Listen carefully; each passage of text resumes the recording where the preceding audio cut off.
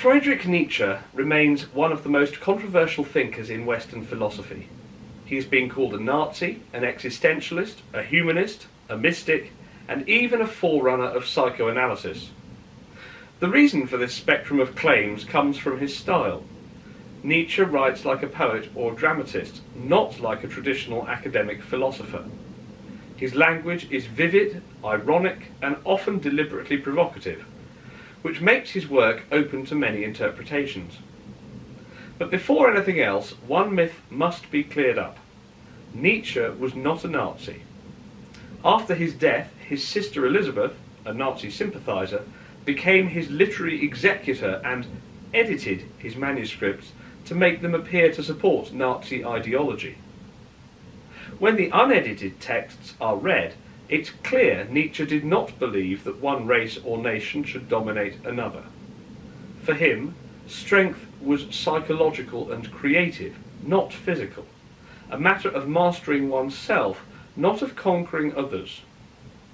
Nietzsche began life under the heavy influence of the Lutheran Church. He was raised by his pious mother and aunts after his father, a pastor, died when Nietzsche was 3. Only later at university did he reject Christianity entirely, seeing it as a morality that denied life and crushed individuality. At just 24, he became professor at the University of Basel, but ill health and dissatisfaction with academic philosophy led him to resign. After that, he wrote the books that made him famous, Beyond Good and Evil and On the Genealogy of Morality, which explore how Western moral values came to be and why they might now need to be re-evaluated. Nietzsche thought earlier philosophers, especially Kant, had made a fundamental mistake by separating the mind from the world. Recall Kant's distinction between the phenomenal and noumenal worlds.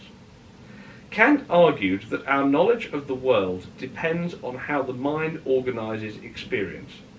He held that we never know things as they are in themselves, but only as they appear through the sensible intuitions of space and time, and through the categories of understanding, such as unity, plurality, and causation. In this sense, the mind doesn't impose reality, but structures our experience of it. Nietzsche thought this created an unnecessary divide between the knowing subject and the world, a gap that exists only because of the way language and grammar encourage us to think in terms of subjects and objects, causes and effects, and so on. Nietzsche believed this created an illegitimate divide between subject and object, a habit of thought built into the grammar of our language. To illustrate, he gives a famous example. We often say, the lightning causes the flash, but the lightning is the flash. The two are one event. In the same way, we mistakenly talk about a doer separate from the deed. The doer is a fiction added to the deed. We imagine an inner self that performs actions when in truth the self is expressed in what it does.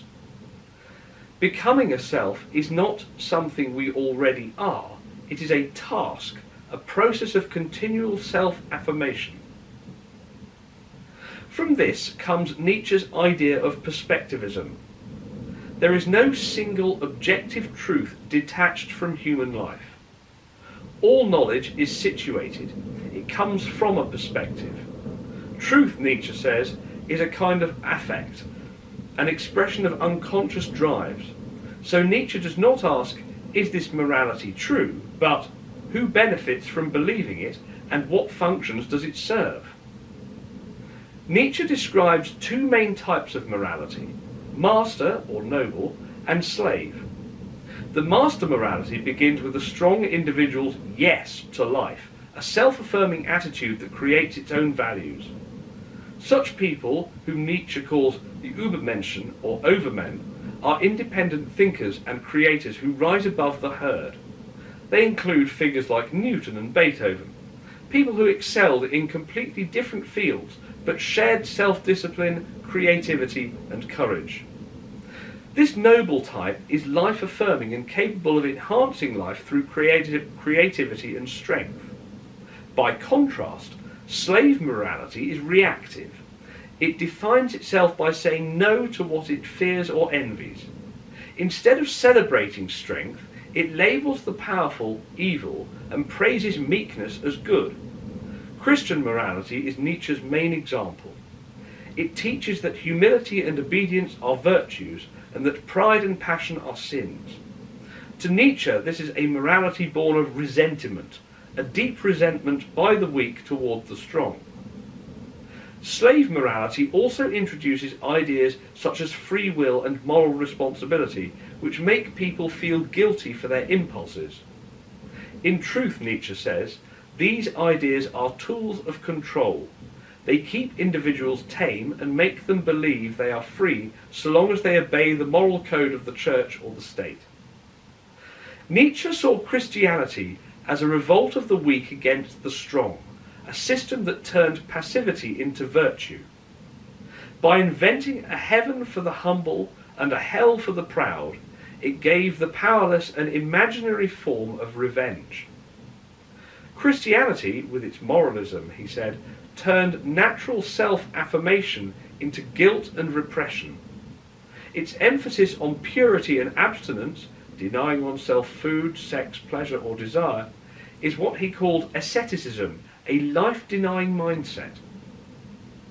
It turns human beings into tame and civilized animals, domestic pets, as he writes in the Genealogy of Morality, Part 1. Nietzsche contrasts this with the life-affirming vitality of the noble type, who achieves integrity through self-conquest, an honest, introspective process of knowing and overcoming oneself. For Nietzsche, the herd ethos, born of the Christian slave revolt, lives on in many modern ideals.